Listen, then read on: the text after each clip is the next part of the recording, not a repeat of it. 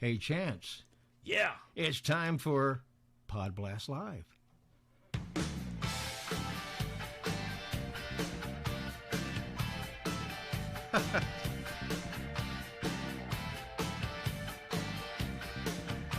I do remember that song. You should. Well, you stopped it. I did. Hey, Al, what's going on today? Oh, doing all right. How are you doing, Chance? I'm fine. I thought we were going to have some of your intro music. Well, that'll be at the end. Oh, okay. Cool. We're cool. But Chance talked me into coming in here again. You invited me, I thought. That's true. We were live Wednesday night into Thursday morning. Well, that is true. That is true. And I thought you said you had so much fun that we're going to do this again on Saturday. Yeah, well, yeah. And we went to the movies today. We went to see Dungeons and Dragons, and we'll talk about that towards the end of the show. How's that? Is that cool? Yeah, that's cool. That's cool. All right. And there were a lot of things in the news in terms of nostalgia. Like, unfortunately, there were a few deaths.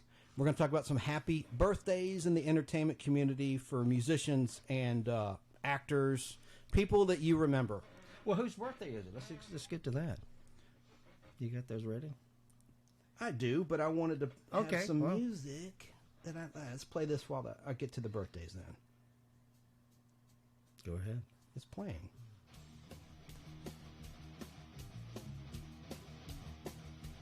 Is that a birthday song? Yeah. A rock version, can't you tell? And of course, it's April Fool's Day. That is. I'm only going to play one little April Fool's joke on my buddy Al Hardy. All right. By the way, you are Al Hardy. And you're Hardy Chance Bartels. The Nostalgic PodBlast, and you are Nostalgia Rewind. Yes, right. And I'm on YouTube, Hardy Entertainment, -Al's Place. You're on YouTube. The Nostalgic PodBlast. That's right. With a C. Yeah. And we started this show back on June 15th, 2019. We worked together at Cumulus Media. We got... Well, we don't have to go into details. We got let go. That's what it was. It wasn't through any fault of our own. The corporate company sold the radio station in a massive 4-radio station deal, which included a heritage rock station in New York City. That was one of the 4 stations. And then WYAY 106.7 Atlanta, which was a talk radio station. Yeah, that got sold. And I was in the sales aspect, the sales arena of that organization, selling ads for 6 stations. But most of my accounts were on the talk station that went away. Right. Well, you know, time marches on. Here we are. It does. But let's talk about some birthdays. I'm going to keep that rolling in the background. In the entertainment world. And I just have one little April Fool's joke to play. Did I mention that? Okay. I'm going to mention some names, Al. I'm not going to mention everybody on the list because that'd be monotonous. We're not like the A&E biography. That's right. You know, by the way, speaking of A&E and television, On Patrol comes on later. You know, you're making me miss that, but that's okay. I'm recording it at home. All right. I'll watch it on the replay. So I love that show. Let's just segue into that, and we'll get back to the birthdays. They've been having some technical screw-ups where they're not playing the commercials on the Reels channel. Well, back up a minute. I told you about, Live PD. Chance knew nothing about it. It was on A&E. Yeah. And then when... And it was the #1 rated show in all of cable and certainly all of arts and entertainment's lineup. And then when situations happened, A&E decided to remove the program. That is the stupidest business decision. It was really their in all of cable television history. Highest rated program. Right. And so, and then it was like not on the air for what, 2 years? Was it 2 years? About a year and a half. About a year and a half. And now Reels decided they were going to hire them and call it On Patrol. Right. A&E sued.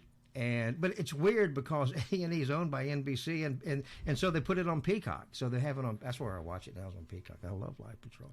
And On Patrol. There are some regulars like Dan Abrams hosts it, and there's this guy Styx.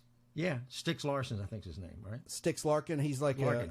He was in law enforcement. He's retired. Anyway, you've seen it, but the craziest thing: 2 weekends in a row, they've not been able to play their commercials. There'll just be a countdown clock, like.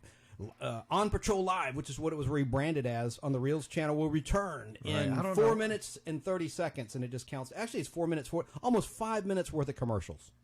Well, supposedly have it fixed and they'll double up on spots. It just shows a card with a countdown clock. Right, and now they added it to the Peacock network, so if you don't get reels, like a lot of people don't have reels with their basic cable, those that haven't cut the cord yet, like you. Well, see, you don't get reels. I don't get reels on Comcast, but I have Peacock, so I get to watch it. And what I think is, this is just my theory, I think that the wrong feed was going to reels. I don't think the ads run on Peacock. I don't know. Commercials. Well, they tweeted about it last night, said they were having technical problems. Well, I know it's definitely obviously a technical problem. I'm just trying to troubleshoot what it could be. I sent it to you. I know, but I understand that. But I'm trying to think of what the damn reason would be. Why they can't play commercials. I mean, isn't that strange? Just a little bit strange. It's bizarre. Oh, well. As long as the show stays on, that's all that matters to me. But they featured here. We're in the Atlanta, Georgia metropolitan area. He lives in Gwinnett County. I live in Cobb. And about a week ago or so, they featured a high-speed chase near the Battery where the Atlanta Braves play. At you hear my squeaky chair? Yeah. At Truist Park. I can't stand that renaming. I like the original SunTrust Park name better, but that's business, right? It's all who has the money. Anyway, there was a high-speed chase through the Cumberland Mall parking lot where a Cobb County officer spotted a vehicle. That was Crime of the Week. It was Crime of the Week. Last weekend. It wasn't live. It was last weekend. It was last weekend. It was recorded, but, yes. See, people might be listening to this months down the line or even a year down the line, so I'm trying not to date the show too much, but you're right. That was That was last weekend, as we're live here on April Fool's Day 2023. But an astute Cobb County police officer spotted a vehicle associated with a murder in Miami, Florida. And so they chased the guy through the Cumberland Mall parking lot. It was in episode 68, season 1, episode 68. If you want to look on Peacock, towards the end of the show, it was very dramatic footage, HD, excellent quality. And they did a pit maneuver on the back of this orange SUV with this alleged killer driving. Right. And it crashes right in front of Men's Warehouse on Cobb Parkway, Highway 41. And you see like this swaying light, like a street light, about to crash down on the car. And this Cobb County car got smashed up the hill. It was just really dramatic, wasn't it? And see, they don't feature, like they have 50 cameras across the country while it's live in various departments, various states, like Pennsylvania, Nevada. Right, they don't have it in Georgia. Now, originally they did have a crew in Georgia, like back in 2018, 2019 when it was on A&E. Yeah, because they stopped this car up on Beaver Run Road at a gas station there, right there at 85. And they stopped this car. It was loaded with drugs. What kind of drugs? Pills? Weed? Cocaine? I think it was cocaine. Fentanyl? Yeah. Wow. Okay. Well, it's interesting. Like, you were talking about this when we were at lunch. We had lunch at a place called Donnie's. I'm always here usually on a Sunday when it's closed, and he loves this place, Al Hardy. It's just like a Morrison's Cafe, but it's mom and pop. It's a little bit better than that. A little bit better than a Piccadilly, Yeah. And we ate there. And Chance always kind of, I don't want to eat there, but he went today. Well, he actually liked it. You can't judge a book by its cover. You were right. The building needs to be painted. It looks dumpy. And the parking lot needs to be repaved. I mean, it looks like a poop hole. But the food is good. It is good. I got to get. And they have Pepsi, which I like. Yeah. That's going to piss a lot of fellow Georgians off because we're in Coca-Cola country. Well, I drink the iced tea, so Yeah. But I do like Coke over Pepsi. There's a reason I even mentioned that. Did you see where Pepsi was changing their logo? Yeah, I did. No. I did. But God, we are all over the place. Let's just get back to the birthday. Am I potted up on my laptop? I don't seem to hear it. Yep. So, thank you, sir. Yes, I'm going to name some names, and you have a lot of knowledge in your head. By the way, Al Hardy has been selling to the Library of Congress some really cool movie posters. He's got a regular buyer in the U.S. government that's paying pretty good money out of their budget. I won't give my friend's name. His first name is John, but he sent me some pictures today. I put it on Facebook of my posters that they framed in the hallways of the Library of Congress. Kind of cool. Yeah. He said he was going to buy some more. I talked to him yesterday. That's cool. He said he'd buy some more. So, did we wrap on, I guess, at the live PD incident? It was really dramatic. Cobb County, they nailed this guy. I guess it's going to go to the court, and he'll be determined whether he's innocent or guilty of that murder down in Miami. He'll be extradited. But, damn, there was a reason. It'll come to me. But getting back to... But, a lot of activity... can't even talk. A lot of activity is in South Carolina, Richland County. Yeah, that's one of the main... That's the main one, I think that's in the Columbia area. And they have some regular cops that are my favorites. And there's some that are not my favorite. There's a guy in Florida who's really a dumb cop. I mean, I'm just saying a dumb human being. I'm not making a stance against. Nice. But he is stupid. It's a guy with a beard in Florida. I'm not going to mention his name. Did you see the cop there from? He never can hear what the assailant or whoever he's interacting with is saying. He's like, "What'd you say?" He just seems not very bright. But most of the police are very intelligent and they do a great job and they're brave and I salute them. But this one cop in Florida is a dumbass. Okay. That's my opinion, Chance Bartels. Did you see the cop last night that everybody online was talking about? He was in Nye County in Nevada. Everybody liked him. I don't keep up with the social media aspect. I just watch the show. I usually start watching an hour in so I can zap past the ads. I'll DVR it and then watch it after it's been on for an hour. It's a 3-hour show. It's on from 9 p.m. to midnight on Friday night and Saturday night. Right. Yeah. All right. How about the birthdays? Oh, yeah, the birthdays. Let me get the music again. You're just all over the place. Well, we're free-forming because you didn't want to have a quote script, unquote. Let me do this real quick. Debbie Reynolds had a birthday on April 1st. And chime in if you have any memories because you're a big movie buff. Let's see. Debbie Reynolds, she did that famous song, Tammy. Yeah, and you know who her daughter is. Everyone knows. Oh, Jamie Lee Curtis. And Carrie Fisher. Carrie Fisher. And she passed away. Within days of each other. Right. And, well, she passed away in first. 2016. And I think then her mother passed away. Right? Is that what? I think you have it backwards. Let me double check. Debbie Reynolds was born on April 1st, 1932 in El Paso, Texas. She passed away on December 28th, 2016. And, of course, she was a singer as well as an actress. And she was a well-known humanitarian. Well, I'm glad that Jamie Lee Curtis won the Oscar, but I didn't particularly like the movie. But we talked about that last time. Yeah. So I'm just going to scan through the list. Oh, Ally McGraw. She was born April 1st, 1939. I like her. Talk about Ally McGraw. I like her. What was the movie she's best known for? Love Story. Correct. With Ryan O'Neal. That was a hugely popular movie. Yeah, and now you got me. I'm gonna have to on the fly here look up and see when Carrie Fisher died versus her mom Debbie Reynolds. And Eddie Fisher was her dad. Yes, Carrie Fisher. And he was a big movie star and a singer. He was considered a crooner. Mm-hmm. She died December 27th, 2016. Debbie Reynolds died the next day. Wow. Carrie Fisher died first. That's amazing. December 27th, 2016. At Ronald Reagan UCLA Medical Center in Los Angeles, California. You know, she had a problem with drugs for a while. Of course, yeah. Oh, she was a big partier. I liked her role in the Blues Brothers. Mm-hmm. Remember that? And she had the long hair. Yeah, I remember. And I liked this movie. A lot of people hated, but it was called Under the Rainbow, about the making of Wizard of Oz with all the little people in that hotel, Chevy Chase. It didn't do well at the box office, but I saw that in the theater like 3 times. I love that damn movie. And there's a joke that made me laugh out loud where this dog jumps out of a window, a little poodle, to his doom. I thought that was funny. I love dogs. Don't send comments and all that sort of shit. I got some negative comments about where I said I like watching horror movies where kids are killed. That's not what I'm saying. I'm just saying it's rare and it's refreshing because it's not friggin' real. No kid really got killed. I'll watch a movie as long as the dog doesn't die. Right. I mean, the people can get killed, but as long as the dog lives, I'm okay with that. Funny story about seeing Under the Rainbow in the movie theater. I saw it at a dollar theater. I was like maybe 7 or 8 years old. And they don't have dollar theaters anymore. This girl brought her doll to see the movie with her, right? And she was so obnoxious and kept talking. And I said, "Ma'am, and I didn't say, ma'am. I said, shh. You know, I kept hushing her, shh. And she mouthed off at me and said, like, you shut up, you jerk. So this is really bad.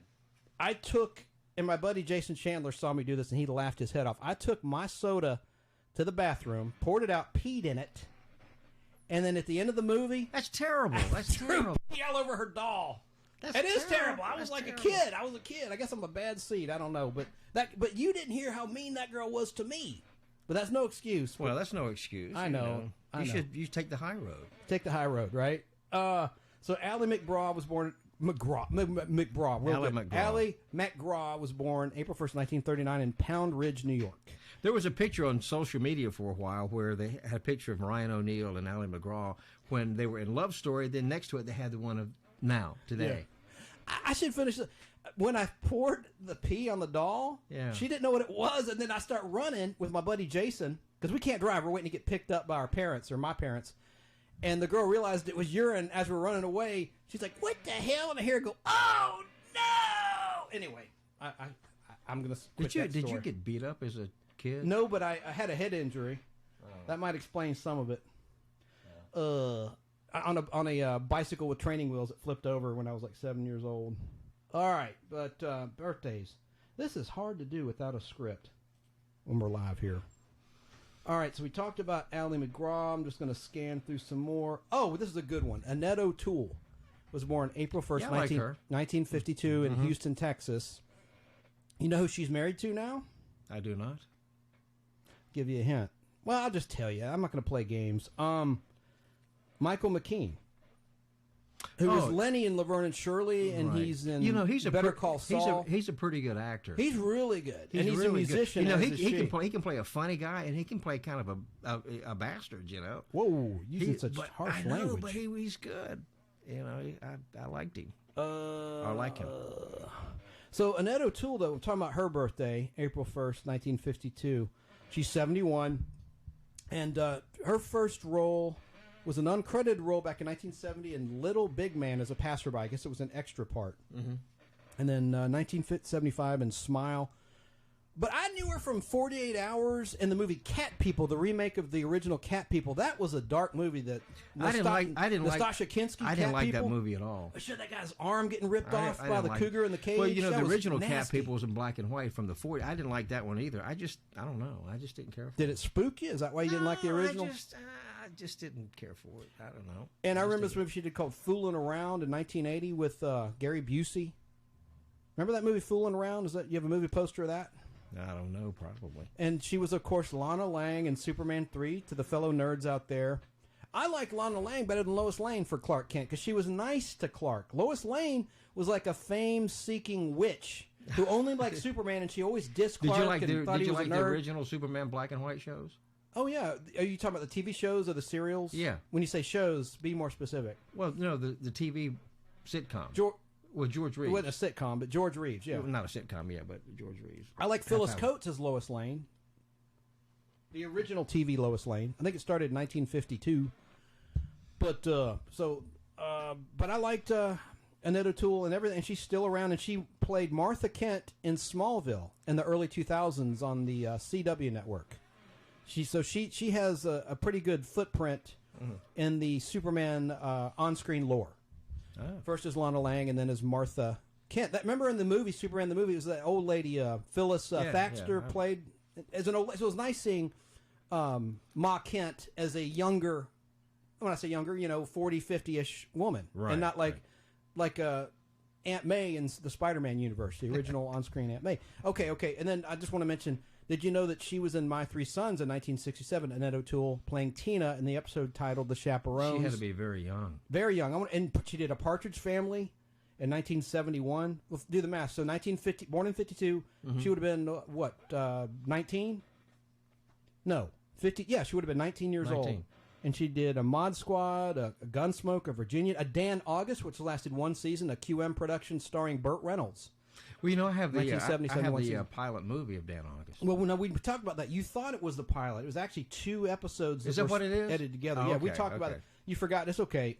You thought it was, and I see why you would. It's not the pilot, because we did the homework on it. It was 2 episodes edited to be like a TV movie. Oh, okay. After it was canceled. Right. That was on the... Actually, it wasn't a bad show. It wasn't. And Norman Fell was in it in a serious role. Future Stanley Roper in Three's Company and the Ropers. Right.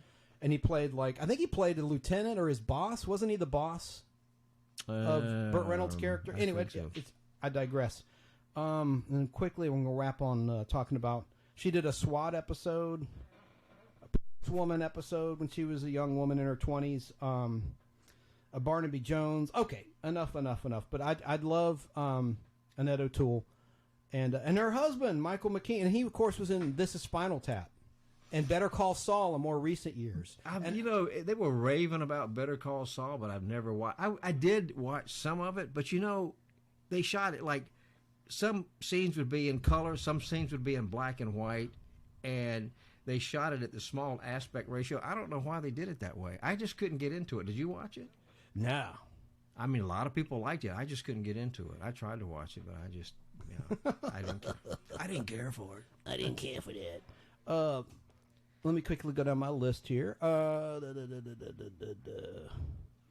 this is weird because usually I have everything in a separate form. Okay, so we talked about Annette O'Toole, we got redhead, the birthday. and her real name is Annette Toole. The O'Toole was added for show business purposes. That sounds better anyway. Yeah. What, O'Toole? Yeah. Yeah, I agree. Well, maybe she wanted to associate or have like Peter O'Toole. Right, exactly. Now, Peter O'Toole was he was one of my favorite actors. Oh, he made some great movies. And Woody Wise, too, and the guys at the Brotherhood of the Popcorn. They became really good friends. Mm-hmm. And, out in Hollywood, California. I've seen pictures with Woody and Peter O'Toole. He was at a signing There's party. There's your cuckoo clock again. He was at a signing party or something in Hollywood.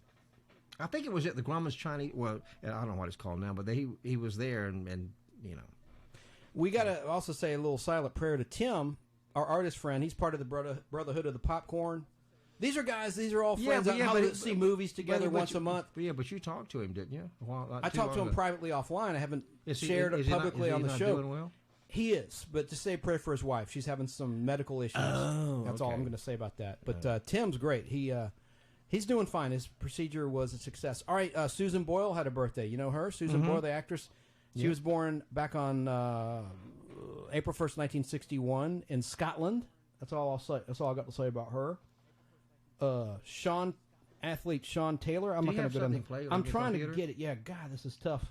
I'll get it. Don't take it off. I'll catch it. I was trying to. I hear it in the background. Trying to share the show, and this is just insane trying to do this. Oh, I see where it is. There, I got it. Okay, let me get back to my birthday list of April Fool's Day of ones that we know and love. Let me scan through here. Say something, Al, while I'm looking. What you got? I was just like, I'm just thinking about On Patrol Live. No, I'm okay. Because it's starting. Well, why don't you go out there and hit record? No, that's okay. I can. No, one thing about Peacock is they have it on demand later. Right. You know, so I can watch it tomorrow. But I see you stressing over there. No, I'm not. I can see it tomorrow. It's no big deal. Here's another good one. What? I think in terms of pop culture and geekdom. Grace Lee Whitney. I know that won't mean anything to you. Grace Lee Whitney. Who is that? She is an actress. She was best known to nerds as Yeoman Rand in Star Trek, and in the movies too. They brought her back. All right. Back when Star Trek was in its first season, right? She was a yeoman. She was like Captain Kirk's assistant, and she had this strange hairstyle on her head. It was like I remember seeing that. Reverse Princess Leia. I know who you're talking about. She got let go. The network wanted her gone, supposedly because she gained weight, and also because her character was getting a little too romantically involved with Captain Kirk, and they wanted Kirk to be able to play the field with the guest star actresses. That's how TV works. That's how you get ratings, right? Right. And so they let her go, and she hit Skid Row. I met her, by the way, in New York City in Manhattan at a fan event. It's actually about Space 1999. She was a guest there as well. Talked with her, a really nice lady. She's gone, though. She died back on May 1st, 2015. But she was born in Ann Arbor, Michigan, back on April 1st, 1930. And, man, she had some dark days where she hit Skid Row, and she became a prostitute and an alcoholic and a drug addict. But she was hired to do Star Trek The Motion Picture in 1978, late 78 when it was shot, and that got her back on track. And she appeared in Star Trek 3, Search for Spock, the film from 1984, shot in 83, and in, I think, Star Trek 4, The Voyage Home, shot in 85, released in November 86. Anyway, so happy heavenly birthday to Grace Lee Whitney. She was in The Great Outer Limits with, of all people, Carol O'Connor and Barry Morse in a season 1 episode. It's not a very good episode called Controlled Experiment. There was only certain episodes of Outer Limits that were really good. Others are kind of like, they were okay, but there were better episodes than others. You know, there's good ones and there's some that I didn't care for. Just like with any show. Absolutely. Well, that's true, but you know, think about it. It's Twilight Zone. Speaking of show, I liked all of them basically. Yeah. There's no Twilight Zones that I did not really like. So yeah. Another heavenly birthday, Gordon Jump. Now I recognize that name. I'll just tell you, he was in WKRP in Cincinnati, a show that you don't really necessarily care for. You've said that many times. Right. He played the station manager. He was the manager. Right. Yeah. And a lot of people my age, Generation X, remember a really disturbing Different Strokes 2-part episode where he played a child molester. And he was trying to molest Dudley and little Arnold. He's trying to get him drunk. Really? Yeah, it was. Are you sure about that? I'm absolutely sure. Oh, Look up Gordon Jump. Yeah, he played the bicycle man. He had like a bicycle shop, and it was one of those educational, a very that serious sounds like something episode. I wouldn't be interested in. Oh no, it was disturbing as all get out. Yeah. It was supposed to be a cautionary tale, right, for kids and parents. It's just like that show streaming on Netflix, Dahmer. I don't care to watch that. Oh, I don't. Yeah, I just don't care to see that. You don't care. I know. Well, that's because Phil Necro. We're in Atlanta, Georgia. I know there's people listening all over the place, but happy birthday to Phil Necro. He was a great pitcher for the Atlanta Braves. He's born in 1939. Yeah, in Blaine, Ohio. Well, when I worked at Turner, he was for a while, still played with the Braves when I first started working at Turner, and then when Ted owned the Braves, he was still playing there. I guess we'll wrap on birthdays then. Yeah. But you keep saying things that are interesting that open up like a rabbit hole, where I want to elaborate on some other things. Also, in the Nostalgic PodBlast Facebook group, you didn't know I did this. I snuck a picture of your little Champale sign and posted it everywhere on social media. Did you really? In the PodBlast platform, yeah. You know how long I said, did you ever drink this? That's a cool little sign that lights up. Can you still find it? Champale? I think so, because someone commented and said, I said, have you ever drank this? And Alan said, Alan Grecky, he's a pilot. Yeah, right. I hope I'm saying it. I'm probably, post. Yeah. Alan, if you're out there watching, I'm sorry if I screwed up the pronunciation of your last name. He said, yeah, I drank it enthusiastically, bold letters. And then Elizabeth Jink said, unfortunately, yes. And then someone commented about pink Champale, which I've never seen or tried or was aware of. Well, that Champale Light, you know how long I've had that? I had that when I lived. You mean a light, not light as in like Bud Light. No. Light as in a light that lights up. It's out I've had that since I lived in North Carolina. I lived at the beach. A friend of mine had a bar down on the beach, and he actually gave that to me. And so I've had it ever since. That's pretty cool. And it just uses a little, Christmas tree light bulb, sort of, Well, now it's old, like me. No, you have all sorts of cool stuff, and did you really post it? I'll have to go back and look. I didn't see that. I'll have to go back and see. I did. I did. I posted it when you weren't looking. That's okay. I don't when care. we were driving to have lunch at Donnie's, I was sitting there posting it in your vehicle. Oh. And thank you for driving. And I want to acknowledge someone who passed away. This news broke on April 1st, 2023. It wasn't a huge star or a huge name, but you've seen her face. She was a beautiful actress named Sharon Acker. And she was in the movie Point Blank. Does that ring a bell with you? Lee Marvin? Yep, I saw that at the theater when it came out. And she was in the revamped Perry Mason in the 70s. It only lasted one season back in 75. She played Della Street's character. It was recast. But she also was in an old Star Trek, in the original Star Trek show. And I'm going to play a little clip. She was a beautiful lady. This was an episode about birth control, of all things. In the original Star Trek in Season 3, it was about a planet that was overpopulated to the point where they're all, look, Al, they're all scrunched up together like this, like sardines.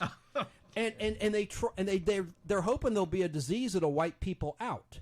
And so they kidnap Captain Kirk, and they rebuild like a mock-up of the Enterprise to trick him into thinking he's like the last man on Earth. And they want him to breed with Sharon Acker's character and hopefully start up a disease, and it'll kill a lot of their population.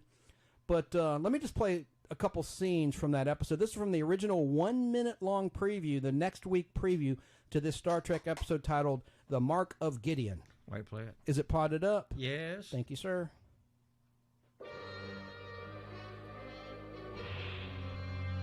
So Kirk's looking around the bridge. It's empty. Anyone aboard? All bridge personnel report immediately. Engineering. Mr. Scott? Captain Kirk? Captain Kirk was transported down. He never arrived. They're lying on this planet. Who are you? If you didn't bring There me... she is. That's right. Who has brought you here? I request permission to beam down to conduct a search for our captain. Permission denied. Don't let him get away with that. This would be madness. Transport me down right this minute, and I'll prove to those... You know, I cannot accept the responsibility for ordering a fellow officer to violate a Starfleet directive.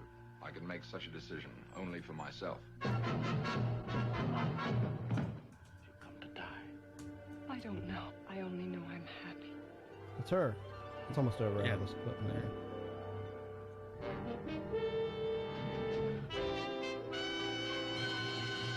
what happened there, that dramatic music, is Kirk is hugging Sharon Acker's character, and he looks out of the viewport window, and you see all these faces, and with their bald heads. It was really a creepy shot of all these people. Anyway, I'm sure a lot of people out there have seen it. It's on Paramount Plus, The Mark of Gideon, but she was just a beautiful, beautiful actress. And let me just read something from the Hollywood Reporter real quick, and then I'll move on past this topic. I can see you're getting bored over there, Al. No, my pillow came up. For your back. Yeah, it fell over. So this is from the Hollywood Reporter. Sharon Acker, the Canadian actress who portrayed Lee Marvin's unfaithful wife in the 1967 neo-noir classic Point Blank, and the right-hand woman Della Street opposite Monty Markham on the rebooted Perry Mason in the 1970s, has died. You know, Lee Marvin had a great voice. Oh God, yeah. He had. I don't know. He just had. He had just such a magnificent voice. I just love to hear him talk. You know, in movies and stuff. Unlike Dan Abrams on Patrol Live, he is a terrible voice. That's high-pitched, weaselly voice. Wow. Not that my voice is any much better, but I can't. Look, I like Dan Abrams on that show, but if you just listen to him, he's tough to listen to, and he thinks he's funny, but he's not. His jokes fall flat every time. Well, not to digress, but I like the woman that's filling in while she's on vacation. Alicia, is her name. I forget her last name. Alicia's her first name. Well, she was the star of Live Rescue on A&E. On A&E. Is that still on A&E? No, it lasted 3 seasons, and it was just basically fire rescue, paramedics. It was everything except cops. Same concept. Live cameras across the country. So she's I guess going to be Dan Abrams' fill-in host. Well, doesn't he do Reels channel? He does court cam on A&E, doesn't he? I don't know. I think he does. He does court cam on A&E. Anyway, so Sharon Acker was 87 when she passed. She died. She died back on March 16th. It just got reported. A lot of people pass away that are famous, and you don't find out about it. At least the public doesn't find out about it until much later. So she passed away back on March 16th, 2023, in a retirement home in her native of Toronto, Canada. Her daughter, Kim Everest, a casting director, told The Hollywood Reporter. And Star Trek fans know Acker for her January 1969 turn as O'Donna, that was her character name, a desperate woman from an overpopulated planet, on the 3rd season episode titled The Mark of Gideon.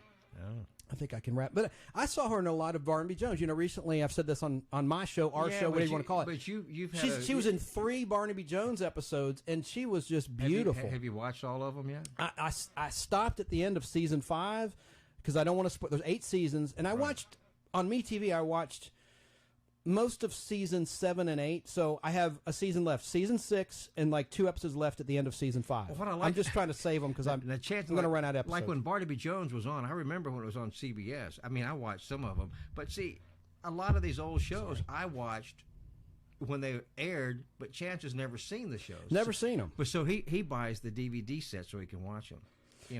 Correct. What old is new, but I prefer the older stuff, really. I mean, there's very few. It's new to me because I've never seen it. Well, you were in the Beverly Hillbillies for a while, too. I'm still watching that. Now, MeTV is running those at 9 p.m. Monday through Friday. And then on the weekends, they play some of the later color episodes on Saturday and Sunday. But I'm watching them from the beginning. As we talked about before, in public domain is the first season and a half or so.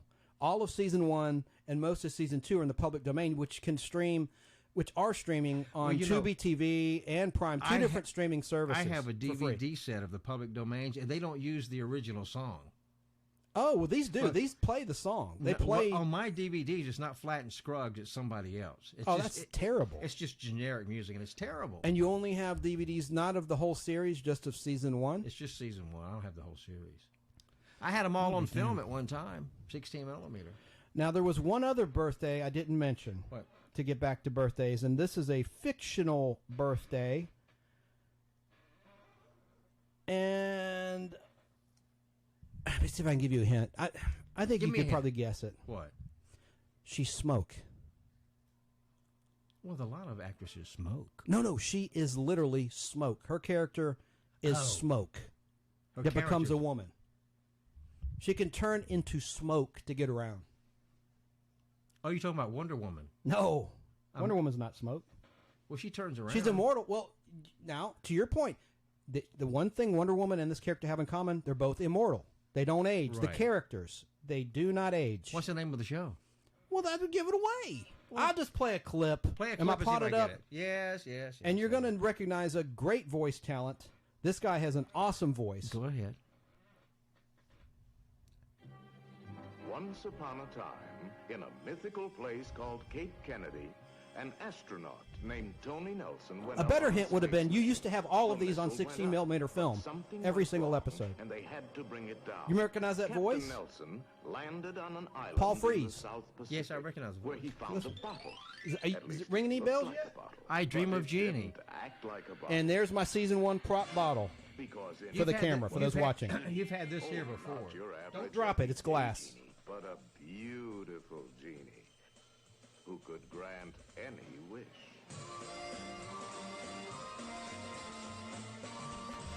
Jeannie was born on April Fool's Day in 64 BC, as written by Sidney Sheldon.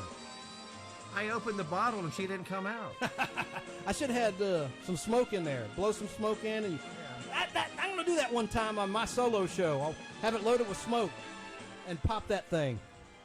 Where did you get this at anyway? He set Jeannie free. Only she didn't I'll tell you in a want to minute. be free. You know how it is when you've been cooped up in a bottle for 2,000 years. She wanted to have fun. And she wanted to have it with Captain Nelson. So she followed him back to Cocoa. How about that? She wanted to have it with Captain Nelson. Sexually suggestive dialogue there. And there Narration. in his You want it house, back? The girl in the bottle plays Yeah. Spin the astronaut. Oh, you want to keep it, I see. I could just keep it for decoration. And there's the end title music playing. That was by Richard Wess.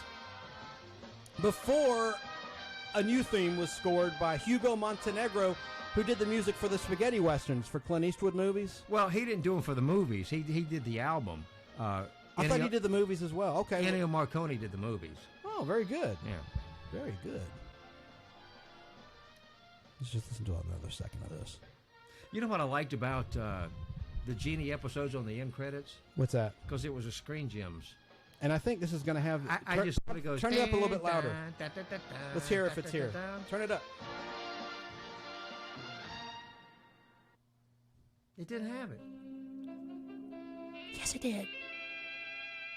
Back that up. There it was. Let me- Oh, I just X'd it out. That's okay. But I love You that were talking logo. over it. All right, I'll pull it up again. I How love about that logo. Well, get down to the Screen Gems logo. I love that logo. Dun, dun, dun. And they also had another one. It was called the Styx logo. That's Screen Gems. Yeah, Screen Gems television production, the guy said. All right, hang on. It's so boring. That's a great logo. Well, you know what? I will find that, and That's while okay. I do, That's okay. No, You don't have to I have play it this again. pod. I wanted to play the other version. This is the Hugo Montenegro version, season 2 through season 4, the final season. I Dream of Jeannie sounded like this. Here's the end title. This is the season 4 and season 5 end title version of the I Dream of Jeannie theme. Let's listen. That's the better one, really. Yep.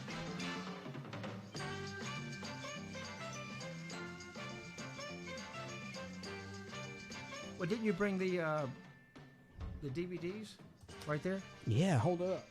Give it to me. The entire series. Now, you're going to leave this with me, correct? No. Well, I can look at them. Hold it up.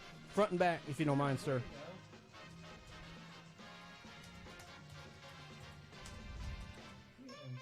I think this might have the Screen Gems logo at the end, so I can abandon my search. Have you looked at all of these? Yeah, every single one. Back in 2018, I watched them all. And there's one where you do see her belly button. Listen.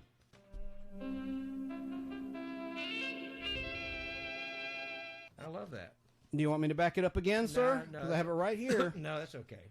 Well, I'm going to play that just in the background while I go over some facts about our Jimmy Jeannie really briefly. Oh, shucks. What did you do? Dropped my Remind magazine that came in the mail today, the latest issue.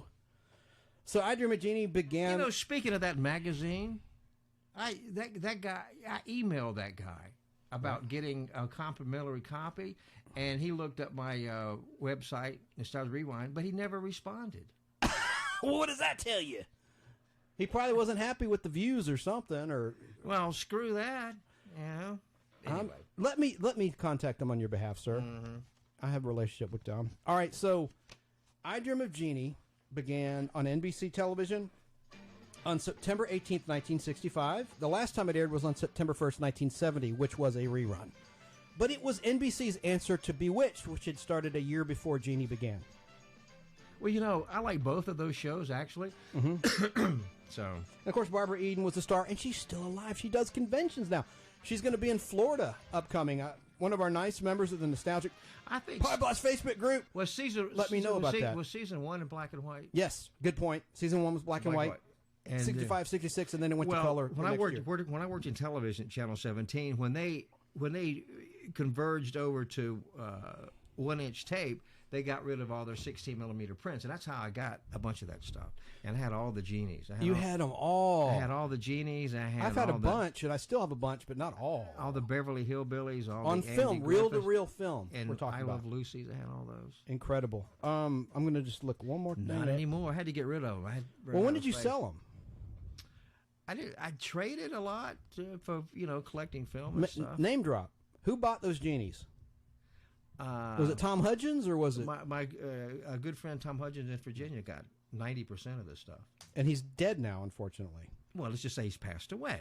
That was crude. I'm sorry. I hate that word. You and Tom were friends with him, and I bought from him when he was, of course, still with us. I didn't mean that in a negative way. Believe me. I just hate that word dead. I just say passed away. He's passed away. You're right. That's a more respectful way to say it. It's very respectful. So, Jeannie, and you also had, this kills me, all of the Space Giants episodes. I wonder where they went. Tom Hudgens got them. They're so rare with the English tracks. These are the ones that Turner played. But the show was so bad. It was bad, but it's so bad terrible.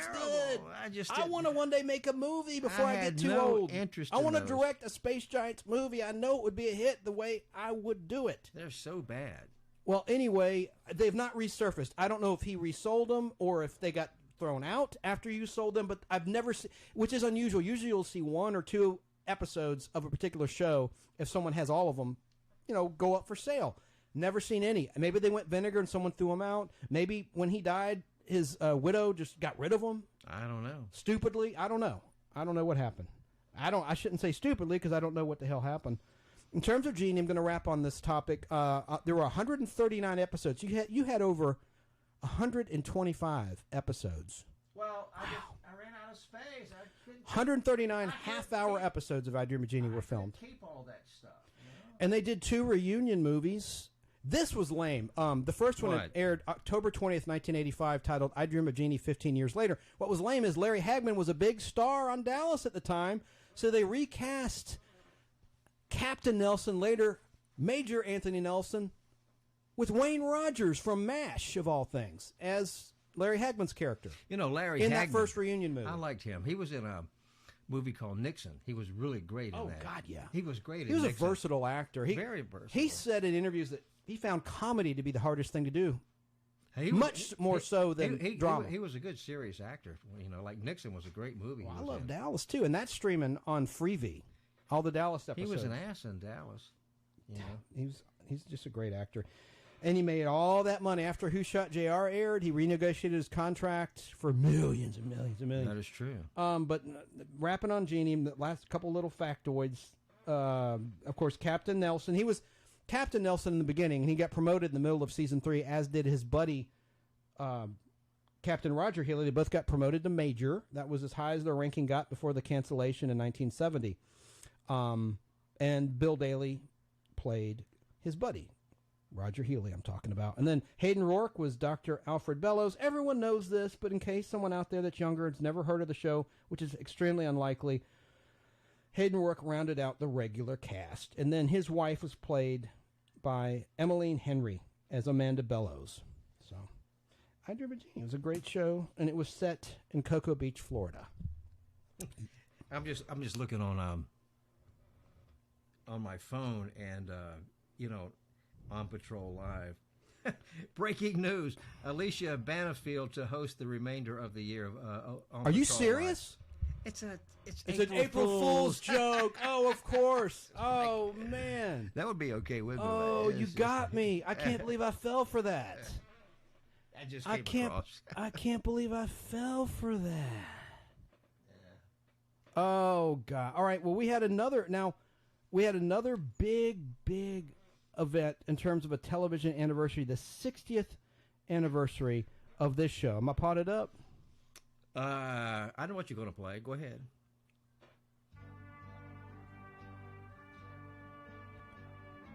That's the General Hospital theme. Yep.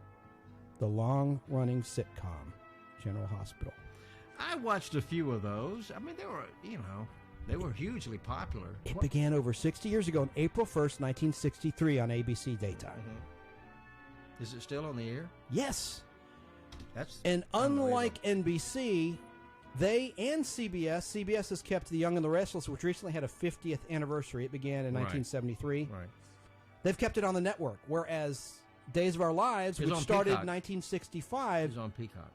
Right, exclusively on Peacock. It's not on NBC's schedule anymore, which I think is weird. Well, they're getting away from soap operas, and they're going to talk shows and that sort of stuff. Syndicated. Yeah, syndicated. Well, but see, that's network time. Anyway, I'm not going to get into that because that's a can of worms. No one's going to give a crap you watch about. One of them, The Talk. That's a talk show. That's a network talk show. Well, that's not a syndicated talk show. It's what network is it on? CBS.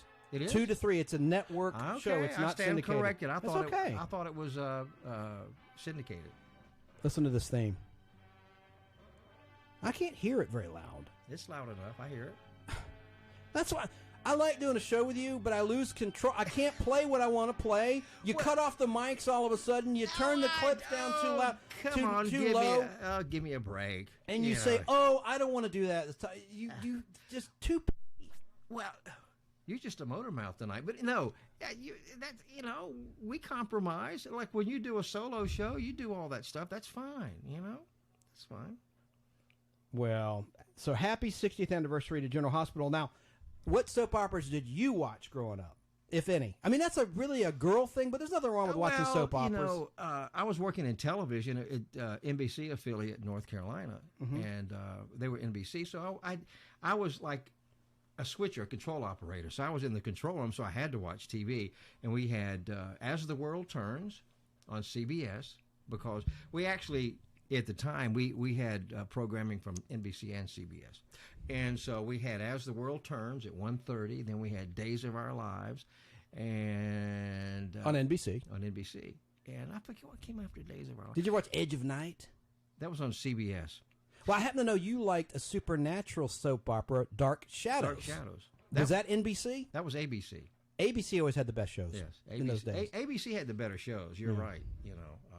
But I watched an NBC soap opera. It came on at 4:00 called Somerset. Never heard of that one. That was a long time ago. Now, It's called Somerset? Yeah.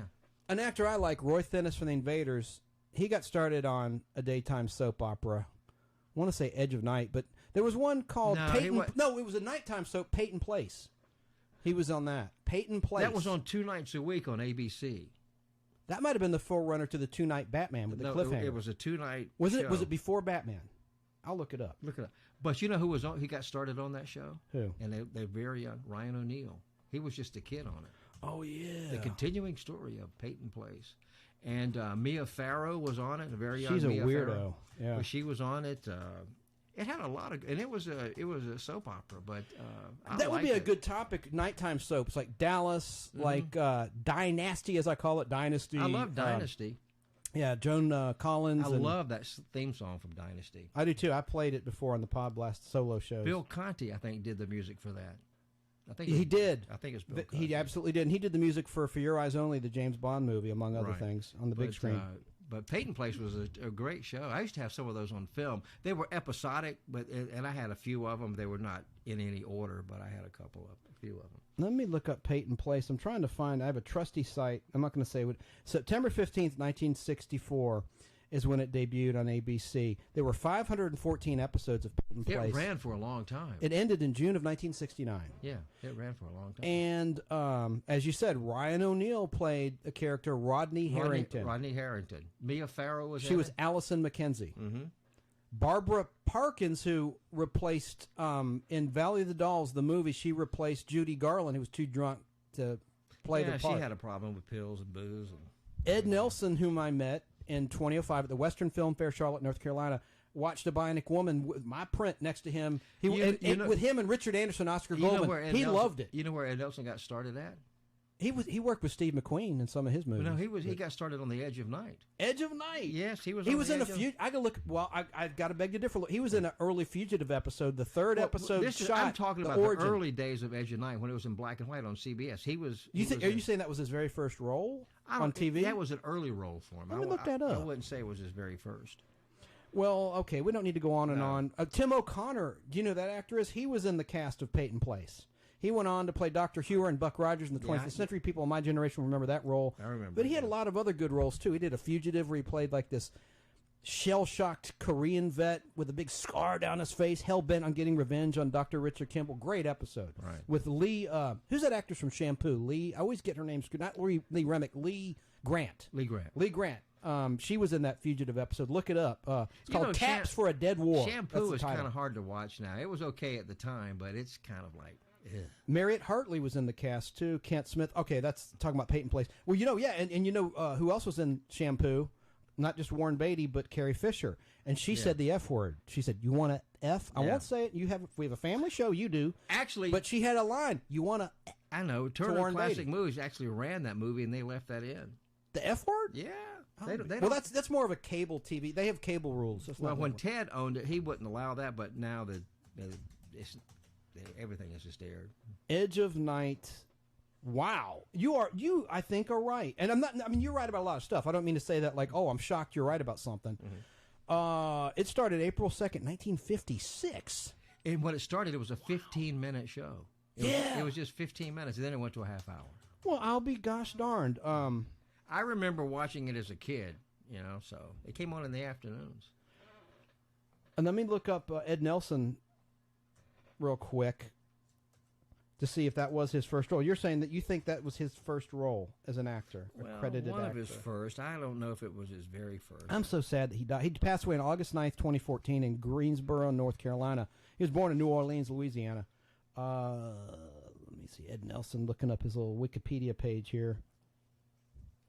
He was in Have Gun Will Travel in 1959. That's on Grit TV. I watched that. Let me check out his IMDb.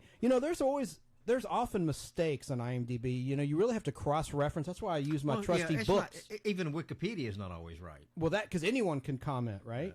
I think so. They can. Wikipedia is hugely inaccurate a lot of the time. Ed Nelson. It says my live. I have his autograph. It says our live stream is excellent. Oh, what, quality-wise? Yeah. Not content-wise? No. Content-wise, it's got it all. Okay, he had an uncredited role in The Steel Trap, Man in Ticket Line at Airport. And then he was in New Orleans Uncensored as Charlie, 1955, and that is a credited role. Swamp Women, what the hell is that? Have you heard of Swamp Women? No idea. 1956 as police sergeant. Probably something I wouldn't want to see. He was in Attack of the Crab Monsters in 1957 as Lieutenant Quinlan. Invasion of the Saucer Men in 1957 as Tom. All right, I'll stop. But that's interesting, these titles. I need to see these movies. Teenage Doll, 1957. Well, they sound cheesy to me. Something I wouldn't want to see. The cheesier the better. That's why I like Space Giants. Anyway, he was a hell of a nice guy. He treated me with the utmost respect, and so did Richard Anderson. Last time we were together, not just a few days ago, we were talking about drive-in movie theaters, right? Right. And I mentioned this with you on the air on the radio on WTZA when we did the pop culture. We called it the pop culture PodBlast on Saturdays, right, at 2:00. I didn't mention this. I meant to, but you distracted me, and that's okay. About that Starlight Drive-In Theater here in the Atlanta, Georgia area. It's on Moreland Avenue. Someone was murdered there. That was a long time ago. In 2012. It was a terrible case where this guy's name was Mitt Lennox, since the murder victim, spelled M-I-T-T, first name Mitt, last name Lennox, L-E-N-I-X.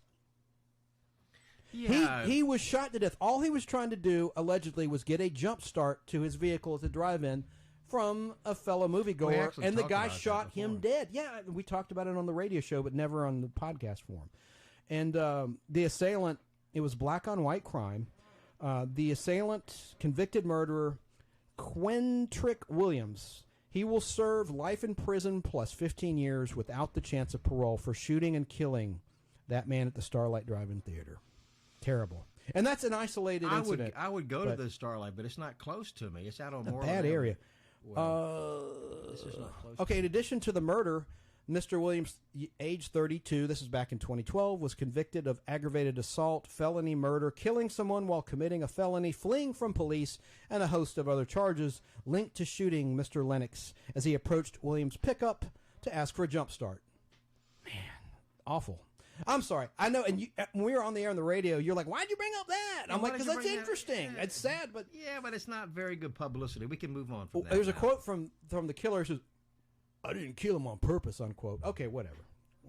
All right, well, he's in jail. What are you going to do with that popcorn? Oh, well, we're gonna save that when we get to the movie, which I guess we got to start heading that direction. Yeah. We're going to talk about seeing Dungeons and Dragons. Oh, God, I am all over the place. I have one... This is like 20 seconds. I wanted to play a little bit. There was a 4-part storyline going back to I, Jeannie. I'm going out of order, I know. Where there was a contest, actually, where you would guess what I, Jeannie's character's birthday was. Back in the 60s, back in 1966, right? Right. So they had 4, and I have them all on film, by the way. All 4 parts. It's hard to find out there in film land as a collector. But I have all 4 parts. In the episode titled My Master, the Great Caruso, where Jeannie blinks Anthony Nelson to have a great singing voice. That's the episode where her birthday is revealed. This is the end of the episode, the epilogue, where the audience, after a whole month, finally learns what Jeannie's birthday is. Let's listen. Is it potted up? Yes, go ahead. And the thing that breaks me up is you won. Yeah, I know. What did it say on the trophy? For the most versatile voice of the century. And my birthday? You sang notes that haven't even been invented before. Oh, I'm sorry I couldn't bring the trophy home, but General Peterson was very adamant. He wanted to keep it at the officers' club. Well, that's all right. He may have it, Major Healy. She's getting frustrated because she's been waiting patiently for over a month, and they used the computers at the Air Force Base to determine when her birthday was. So actually in part 1, Healy had the information, and then various things happened where he couldn't communicate it to Jeannie. So she is about to blink him into like this steel case with knives to stab him. She's so pissed off that he won't say, listen, that's what's going on here. She's like, just tell me my birthday. When is my birthday? Oh, your birthday, your birthday. Yeah. Oh, listen, I've got a clue. Only this time, we're going to play a game. We're going to play charades. No. Now, the first word is the wrong word at the top. April 1st. Your birthday's April 1st. April 1st. Oh, what a lovely Jeannie, birthday. these are sharp. I was only kidding.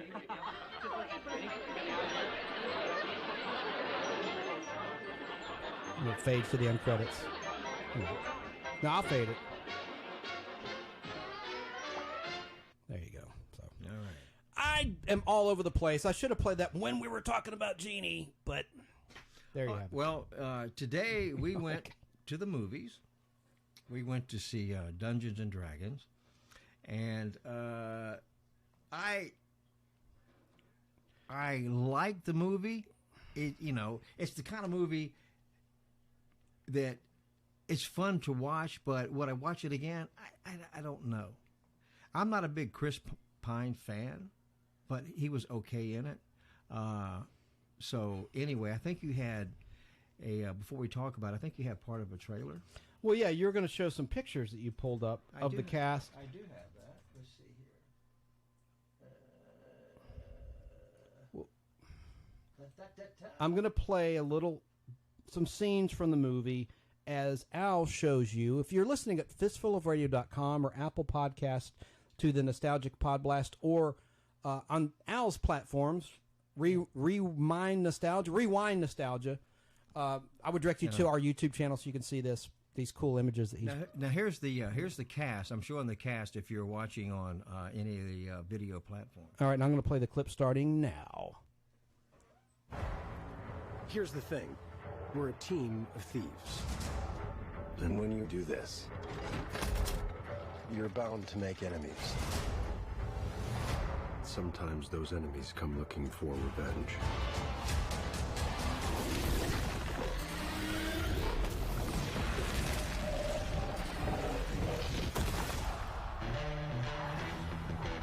Oh, this song might get us. Prod it down a little bit. Yeah, turn that Hang down. on. We help the wrong person steal the wrong thing. All right, now you can pot it up. And that was used in Thor 3 Ragnarok. They shouldn't have used that song for this, in my opinion. But we're gonna It's too soon. So how do we pull that off? I'm gonna. Figure it Yeah. Hold on. Keep rolling. Oh, boy, yeah. We have to turn that down. We're going to get dinged. But anyway, let's talk about the movie. Did you like the movie? I liked it because it is what it is. It was great action, great special effects, and there's a few thrills in it. But we'll get to the plot in just a second. All right. I think it's wise that we don't play that music for obvious reasons. We'll get in trouble. No, can't play that. But like I said, let's tell them what the story's about, right? Well, you tell them what the story's about. It opens where Chris Pine plays talk the about lead. Dungeons and Dragons. It was based on a video game. No, a board game. A board game, excuse me. Yeah. Based on a board game, and our friend Danny, friend of the show, Danny Cochran, he was, when we were kids, really into Dungeons and Dragons. I was never into it, but there were stores in the Atlanta area, like in Lenox Square Mall, that specialized in D&D or Dungeons and Dragons products. But yeah, it was based on a board game series. Now, they had movies out about 20 years ago or so that did not do very well, but this was a good standalone movie. You did not have to see any of the other movies, and it's called Dungeons and Dragons Honor Among Thieves, and in the cast is Chris Pine. In the very beginning, you see Chris Pine and another character, a female, in basically a prison cell, and they're about to go before the parole board. And Chris Pine's character is unhappy because one of his allies on the parole board is not there. They say, he was delayed with bad weather. And so he's telling his story, and he's trying to tell it slowly to the parole board members that are there that he feels are less sympathetic to his cause about why he should be released. And anyway, his wife dies. His wife has died, and so he's trying to find, there's like a stone that you can use it one time. It will bring anyone back to life that's dead that you want to bring back. And so he was caught stealing this. But he's double-crossed by a character played by Hugh Grant. Now, Hugh Grant was terrific in it. I really do like him. And he's aged very well. And he can play just a gnarly guy, you know. Gnarly dude. You know. But he was really good. To me, he was the highlight of the movie. Like I said, you know, now it was a little slow in the beginning for me because it had to set the story up. But I didn't find that slow, but that's okay. I did. That's just what you thought. We're different. Okay. But you know, and then Michelle Rodriguez plays the other woman in the cell with Chris Pine's character, and you might know her from Fast and Furious. Correct. Movies, and the new Fast and the Furious movie is about to come out. Right. Is she Fast in it? 10? We saw the trailer, but I can't remember. Yeah, she's in it. And in this, she's Holga Kilgore. That's her character. Right. And then Chris Pine, I can't pronounce his Edgin Darvis. That's his character. Well, D&D people know. You just say Edgin, you know. And Edgin, yeah, Michelle Edgin. Rodriguez played Holga. Yeah, Holga Kilgore. And Reggie Jean Page played Zink. And he's got a daughter too, Chris Pine's character named Kira, which I thought was interesting. Kira was Olivia Newton-John's character name in the movie Xanadu. And she's played by Chloe Coleman. And hasn't she been in some Marvel movies? I've seen her before. Chloe Coleman. I feel pretty sure she's. Got any more pictures up? Or are you done with your pictures? I'm figuring right now, but let's see here. No, she wasn't in any Marvel stuff. And Daisy Head played Sophia. You know the woman witch. in red, the witch. She was great. I could have sworn that was one of the Olsen twins grown up with a shaved head. She looked really, with the dark eye makeup. Uh-huh. She looked like Ashley or Mary Kate Olsen with a shaved head. Well, she was Did good. you see that? Did you not see the? You know what I'm talking about? Yeah, I know who you're talking okay. about. Maybe, you know, it was. But like I said, you know, I think it'll do well at the box office. You think it tried to be? Hey, she was in Avatar: Way of Water. The girl playing Kira. Oh, okay. But I haven't seen it. Have you? No, I haven't seen Avatar. But it's got mixed reviews. I mean, you know, I don't care what critics say. That's just me. No, but like I said, I didn't enjoy I did enjoy the movie, and it moved along pretty long. But it's just a little bit, you know, slow in the beginning. Once it gets past the story, how you mean when it shows Chris Pine and his wife and baby? Yeah, and the baby and stuff. It wasn't that long though, as I recall. All the setup. Where he's telling the story to the parole board. The CGI on the dragons and stuff, that was very good. You know, they've gotten very good at that. I thought that was it. And so they tell their story, or he does, Chris Pine's character, to the parole board, and then the guy eventually shows up. He's like a bird. Yeah. He's a humanoid bird character. Mm-hmm. And they actually use him to escape. They unbeknownst to the Birdman, they like out a window and fly away, just as the other parole board members saying, "We were gonna grant your parole. What the hell?" And so they're fugitives now, even though they were. The irony is they were going to be paroled. Right. And so they're in this ice and snow outside of the area where they're doing the parole board hearing. It's, I guess, on an ice world or something like Hoth and Empire Strikes Back. And so he's hell-bent now on getting that stone, I'll call it a stone, whatever, that thing that will bring his wife back from the dead.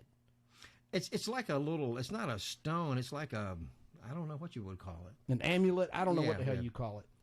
But Hugh Jackman's character, of course, is a scumbag liar. He is a scumbag. He's a thief, but also he's lied to Kira. He's taken over raising Chris Pine's character's daughter. Kira. Yeah. And he's lied to her, and the guy is just a liar. His character is a complete and utter liar. Hugh Grant plays a really good scumbag. To me, he was the highlight of the movie, and he's not on screen as much as Chris Pine and the rest of them, but, he's really good in it. I liked it. Okay, and again, the action is it's kind of like a mishmash of Harry Potter elements. I could see Harry Potter. Got wizardry, and it's got... Right. But, of course, we know Dungeons & Dragons goes way back. I'm going to look up when it started, but what's the matter? You look distressed over there. No, I'm not. I'm fine. Am I talking too loud? Like a mix of a lot of movies. And you kept saying it's like a Marvel movie. Well, is it trying to be a Marvel movie, No. MCU? I mean, it's got that look to it to me. Like I said, I like it's it. Marvel. It's part Harry Potter. It's part. Let me look at Dungeons and Dragons. It's hard to do this and talk at the same time. Well, usually would have all this prepared ahead of time. God, I remember Danny loved that Dungeons and Dragons crap. I'm kidding. What, the game? No offense, because I'm a geek. Yeah, the game. I'm kidding. It's not crap at all. Well, but it's addictive. It's like before Pokemon. It was like the Pokemon It'll of probably Gen X. make a comeback since the movie's out. I don't think it's ever stopped. Well, I mean, what I'm saying, people will buy it. I mean, you think it'll have a bump in popularity? Is what you're saying? Yes. Wow, the first Dungeons and Dragons was published in 1974. The original. Let me look this up. I'm looking up Wikipedia, so not to contradict myself, this could be inaccurate information. Dungeons and Dragons, commonly abbreviated as D&D or DND, like letter N, right, is a fantasy tabletop role-playing game originally designed by, why are their names I can't pronounce, Dave Arneson and Gary Gygax. Gygax.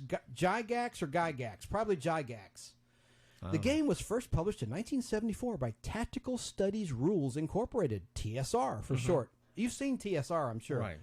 And it has been published by Wizards of the Coast, now a subsidiary of Hasbro, since 1997.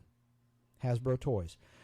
The game was derived from miniature war games, with a variation of the 1971 game Chainmail, serving as the initial rule system. One more sentence and I'll stop. D&D's publication is commonly recognized as the beginning of modern role-playing games and the role-playing game industry, and also deeply influenced video games, especially the role-playing video game genre. So it did branch out into video games, of course, but it really was a board game, role-playing. If you had to rate the movie out of, say, 1 to 5, what would you rate it? Probably a 4.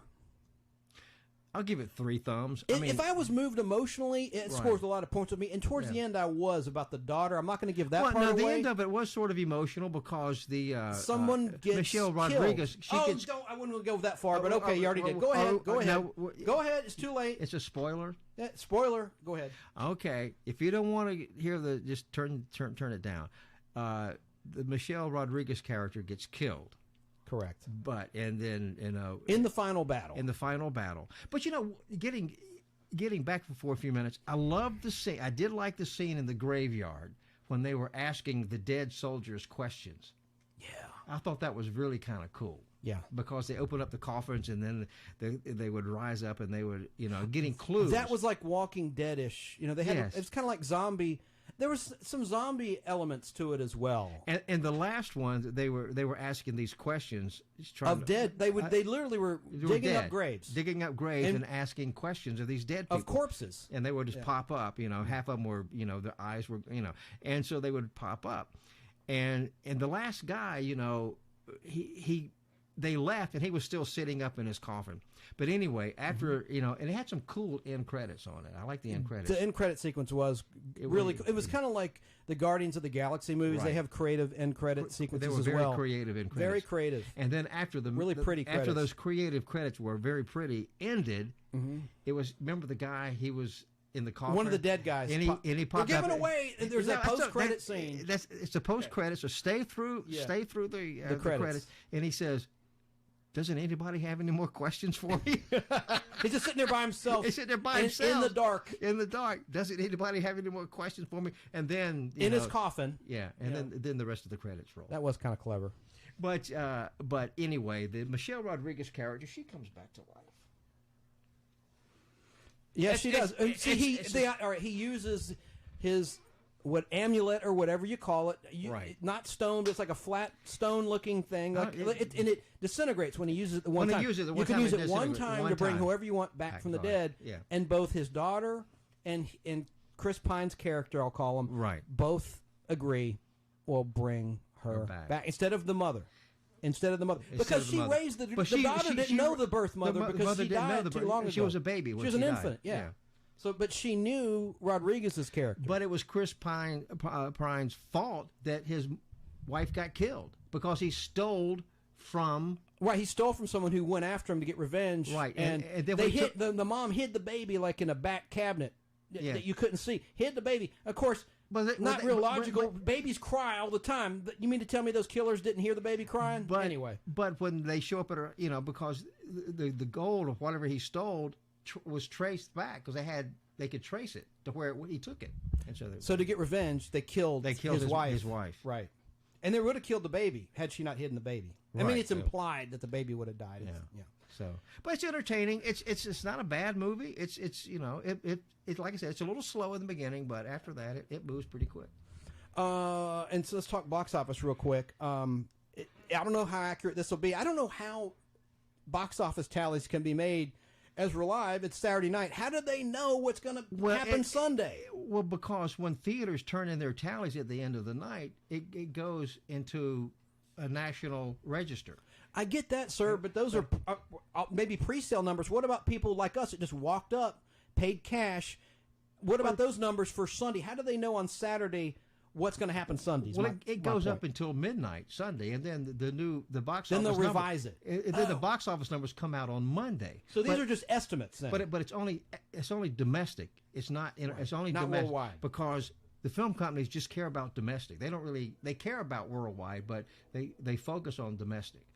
So well, the early estimates are. This is according to Vulture.com. The party of Dungeons and Dragons: Honor Among Thieves may be stumbling into battle with Keanu Reeves at the box office during its opening weekend. Keanu Reeves. What did I say? Kano? You said Keanu. I don't know what you said. Keanu Reeves. Oh, I haven't seen John Wick, but I want to see it. John Wick 4. Yeah. Right. I've seen all the John Wick movies. I like them. Deadline is predicting the classic role-playing game Dungeons and Dragons will earn $40 million domestically against John Wick 4's estimate $28.3 million for its second weekend. Well, when John Wick opened in 3 days, it made $70 million. Yeah. But...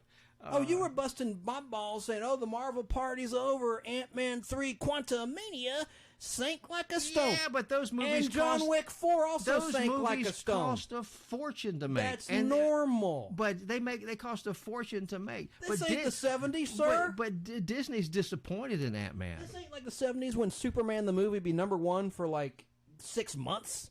You don't see that anymore. Titanic was the last movie I can remember where for months it was number one. That never happens no more anymore. In my opinion, Disney's destroying Marvel, but that's you brought up my next topic.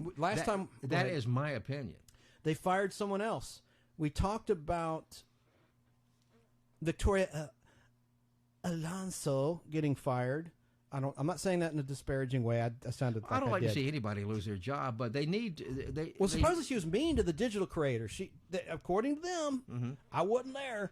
Supposedly she was a real witch to the underlings.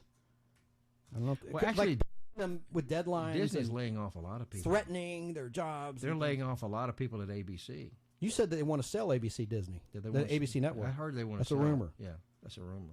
Sell ABC and ESPN. And they're going to concentrate on movies and streaming services. So there was another. They also own Hulu, but I think they want to sell Hulu too. Do you have Hulu? Yeah. No, I don't. I don't have Hulu. I don't have Hulu. No. I have Amazon Video, Amazon Prime, and I have Paramount Plus. I have Disney Plus. I have Peacock. Yeah, I can't have everything. You know what I'm saying? I mean, but you told me you don't watch Paramount Plus much. I don't. I need to watch it more. I watch. I don't want to say what I watch. I don't have Y'all will laugh. I don't have it. I watch basically the daily Price is Right. I'll skim through it. You know, without commercials, Price is Right, the current one, is only 37 minutes long. That's all the content. I didn't know they were that long. 37 minutes, that's nothing. Well, sitcoms back in the day only ran 23 minutes. Dude, we're talking about an hour show. Why are you comparing a half hour to an hour? It's an hour show. Okay. Hour shows were 51 minutes, 30 seconds in the 60s, 48 minutes in the 80s until about 1985. 48 minutes, then 45 minutes, and it was cut to 44, then 42. Now, not all network shows are down to 37 minutes, but that one is, and has been for a while. 37 minutes less commercials. That's pretty low. Well, they have to have commercials to survive. Let me see here. The Marvel Studios, I got to get back on track. Focus, Chance, focus. Marvel Studios fired Ike Perlmutter. So what a name. Well, I think Bob Iger, he's making some serious changes to up the profitability of Disney, because Disney has stumbled reportedly. Well, the theme parks aren't doing very well either. They're it's so not. expensive to go to theme parks. Our buddy Chad's helping support the theme parks. Chad Hangman Portier. He's down there now, I think. He ought to move down there. So, Walt Disney Company laid off Marvel Entertainment chairman Isaac, known as Ike Perlmutter, as part of a cost-cutting campaign, a source confirmed. And he's 80 years old, so he probably should go into retirement. That's pretty old. Let me see what his title was. I can't remember. He was an executive. Oh, wow, this is kind of tacky. Well, he was informed by phone that Marvel Entertainment, a small division within the Disney company responsible for comic book publishing and some consumer products and movies, it didn't say in the article movies and streaming shows, would be merged into larger Disney business units, according to a second source with knowledge of the matter. So anyway, I don't need to go into too much detail. I'll stop reading this article at that point. But they're making changes to the better, I hope. Getting rid of, trimming the fat and getting rid of problem people that maybe inject agenda and mistreat their underlings, supposedly. Right. You have one more thing. We've gone 90 minutes. You have That's one more okay, thing? yeah. I already asked you about your favorite soap operas. Just one quick anecdote about General Hospital, no clip, is that, of course, everyone knows Luke and Laura was like the ratings blockbuster. Millions tuned in 1981, November 1981, to see more people, by the way, than tuned in to the real wedding of Lady Di and Prince Charles that same year. Well, it beat that. More people wanted to see the fake wedding. It was a popular show, of course. And that same year, my favorite year, I just want to say General Hospital was 1981, because Elizabeth Taylor did a stint on there, and that was a big ratings blockbuster for ABC and General Hospital. You had Blackie introduced, a character played by John Stamos, his first real role. Rick Springfield was on there. But there was a science fiction storyline where a character played by John Colicos was going to freeze Port Charles, which is the fictional city in New York that General Hospital is based in. And do you know who John Colicos is? No. Canadian-born actor. Maybe if I was to see him, you'd know the face. Yeah. He played Balcher in the old original Battlestar Galactica show. He played a Klingon in season 1 of Star Trek, episode titled Errand of Mercy. Anyway, you'd know the face and the great voice. Let me see my Jeannie DVDs real quick. What? Let me see my Jeannie DVDs real quick. What do you want these for? Because I'm afraid you're going to... I thought you were going to leave them here. I never said that. I mean, you can have that them back. was my favorite storyline. I just want to watch storyline where this guy, this mad scientist played by John Colicos, was going to freeze part of the world. He had a weather control device. It was a science fiction storyline, and I found it as a 9-year-old, however old I was, at the time, very intriguing. Oh, yeah, here's my popcorn to prove we were at the movies today from AMC Movie Theaters in Snellville. Well, let me turn your camera the classic. on and show it better. Hang on. Oh, okay. Might make some people hungry out there.